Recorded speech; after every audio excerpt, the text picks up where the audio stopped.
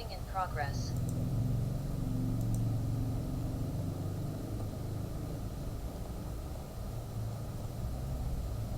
Kedatangan si pendurhaka itu adalah pekerjaan iblis dan akan disertai rupa-rupa perbuatan ajaib, tanda-tanda dan mujizat-mujizat palsu, dengan rupa-rupa tipu daya jahat terhadap orang-orang yang harus binasa, karena mereka tidak menerima dan mengasihi kebenaran yang dapat menyelamatkan mereka.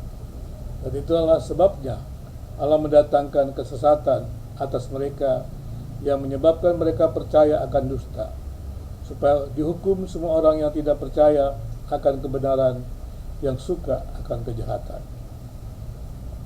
Kedatangan Yesus yang kedua kali adalah dalam kemuliaan sebagai Raja yang menghakimi dunia. Lalu aku melihat sorga terbuka, sesungguhnya ada seekor kuda putih, dan ia yang menungganginya bernama Yang Setia dan Yang Benar, yang menghakimi dan berperang dengan adil. Wahyu 19 ayat 11. Peristiwa akhir zaman itu terjadi pada akhir 7 tahun masa penderitaan yang menjadi misteri kejahatan iblis atau program kejahatan iblis. Itu akan berakhir dengan peperangan Armageddon. Terkait dengan kedatangan Tuhan itu, kita perlu membedakan pengangkatan orang percaya sebagai peristiwa rahasia, sebagai peristiwa pertama saat gereja diangkat untuk bertemu Tuhan di udara. Peristiwa kedua secara publik ketika gereja turun dengan Tuhan untuk mengalahkan setan dan pengikutnya. Kedua peristiwa itu tidak bisa dipisahkan. Menurut Alkitab, tidak ada orang di bumi yang dapat mengalahkan antikristus dan pasukannya, karena yang memberi kuasa adalah iblis, dan mereka menyembah naga itu, karena ia memberikan kekuasaannya kepada binatang itu, dan mereka menyembah binatang itu sambil berkata, siapakah yang sama seperti binatang ini, dan siapakah yang dapat berpegang melawan dia? Wahyu 13 ayat 4. Iblis juga akan memampukan Mesias-Mesias palsu untuk menunjukkan tanda-tanda dan mujizat-mujizat palsu. Kedatangan si pendurhaka atau manusia durhaka itu adalah pekerjaan iblis. Kedatangan manusia durhaka itu akan disertai dengan rupa-rupa perbuatan ajaib, tanda-tanda dan mujizat-mujizat palsu. Iblis meniru tanda-tanda dan mujizat-mujizat yang dilakukan Yesus. Hai orang-orang Israel, dengarkanlah perkataan ini.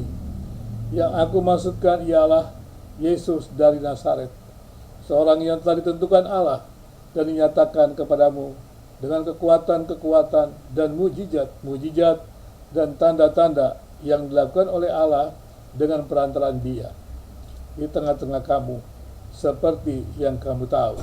Kisah Para Rasul 2 ayat 22. Alkitab melaporkan bahwa ada nabi-nabi palsu yang sesungguhnya adalah anak-anak kejahatan. Iblis memiliki pemberita-pemberita Injil palsu. Galatia 1 ayat 6 sampai 9. Kita kerap mendengar ada kumpulan orang-orang dengan label gereja tapi menyembah setan. Kita mungkin sering mendengar kehadiran gereja setan yang sesungguhnya tidak pantas menggunakan kata gereja, dan lebih tepat menggunakan kata jemaat setan. Tapi itulah salah satu contoh peniruan iblis untuk melawan Allah. Pada Kisah Rasul kita banyak mendapatkan laporan bahwa rasul-rasul melakukan mujizat-mujizat untuk membuktikan berita yang disampaikan para rasul itu benar dari Allah. Tapi mujizat bukan satu-satunya bukti bahwa seseorang diutus oleh Allah. Berita dan karakter pemberita perlu menjadi perhatian agar kita tidak disesatkan.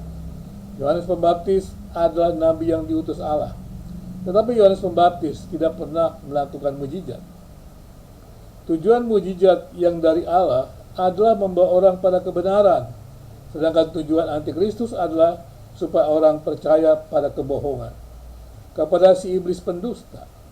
Mujizat palsu bukanlah mujizat yang sesungguhnya, tetapi untuk membujuk orang percaya kepada kebohongan iblis.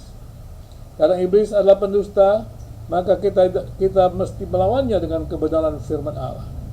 Firman Allah juga yang digunakan Yesus ketika mengalahkan iblis sewaktu dicobai di padang gurun.